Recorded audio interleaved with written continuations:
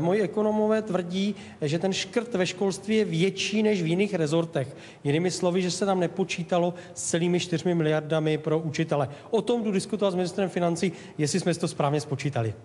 Sám ministr Kalousek a také například i opozice tvrdí, že by se mělo škrtat primárně v samotném rezortu.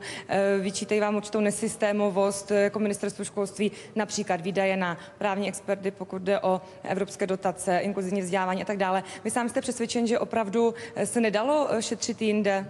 Jestliže škrtám 23% úředníků, což tu od revoluce nikdy nebylo a podle mě na žádném rezortu nikdo neškrtá téměř čtvrtinu všech úředníků, tak si myslím, že ty škrty na ministerstvu školství jsou velmi dramatické. Systémové, nesystémové, musí se škrtat všude, protože ty peníze, já mám mandatorní výdaje a není kde brát. Jinými slovy, já to beru napříč všude. Já spíš si říkám, je potřeba si sednout, jestli všude skutečně škrtáme spravedlivě. A otázka je, jestli máme nějaké priority, jestli třeba máme konkurenceschopnost této země a pro mě konkurenceschopnost této země je vzdělávání, infrastruktura neboli silnice a jsou to podpora nějakých klíčových průmyslových center.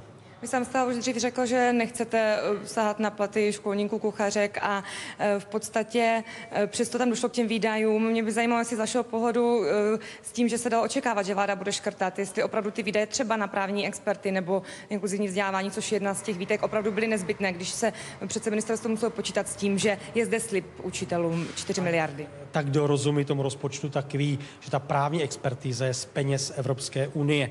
To není z peněz ministerstva. To je první věc.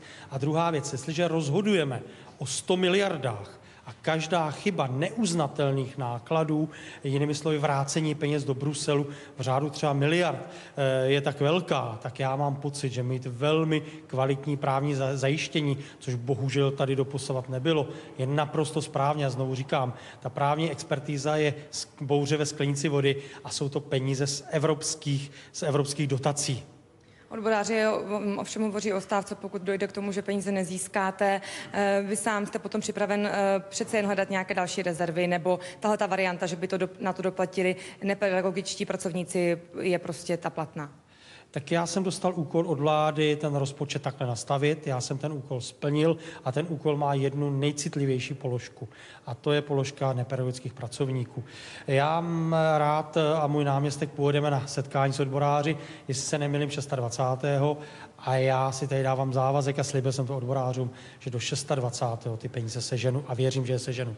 A kdybyste je nesehnal, sociální demokraté stejně jako odbory v této souvislosti volají po vaší rezignaci, jste třeba připraven přijmout takovouto odpovědnost, že byste to bral jako svůj neúspěch a případně odešel? Víte, sociální demokraté, já jim rozumím, že chtějí moji rezignaci. Co se týče platu, je potřeba říct, nepedagogové jsou ve stejné kategorii jako jiní zaměstnanci státní a došlo k jejich krácení platu. Naopak učitelé byli ti, kteří dostali velkou podporu vlády. Poprvé v historii se zvýšily tabulkově platy učitelů. To tu nikdo v minulosti neudělal a já pro tento rok hodlám sehnat další 4 miliardy pro učitele. To tu také nikdy ještě v historii nebylo. Takže jestli je důvodem rezignace to, že ministr školství opakovaně splní to, co říká vláda, že učitelé jsou jí prioritou, že já věřím, že najde finanční prostředky pro to, aby to nebylo na úkor nepedagogů, tak jestli pak mám rezignovat, tak tomu už moc nerozumím. A když by opravdu ty peníze nebyly a nedostali je školníci, kuchařky, tak máte pro nějaký kompromis? Protože přece jenom, pamatujeme si, prosinec loňského roku přišli jako státní zaměstnanci o 10%, přijdou opět o peníze. Co jim máte jim vůbec co nabídnout? Já jsem zadal ještě alternativu pro své rozpočtáře, aby zkrátka tuhle nejcitlivější položku zkusili vybalancovat někde jinde. Ale vybalancovat někde jinde znamená buď úplně škrtnout všechny investice, nemít ani korunu, nebo nemít 23% propuštěných úředníků, ale mít těch třeba 35%, což je na hraně vůbec, aby to ministerstvo už bylo schopno fungovat. Takže je potřeba přemýšlet, že to má v své souvislosti, ale znovu já říkám, toto je nejcitlivější položka mého rozpočtu a ji budu řešit a já ji vyřeším. Děkuji za rozhovor, tolik tady ministr Dobeš, od nás vše loučím se a vracím zpět slovo do studia.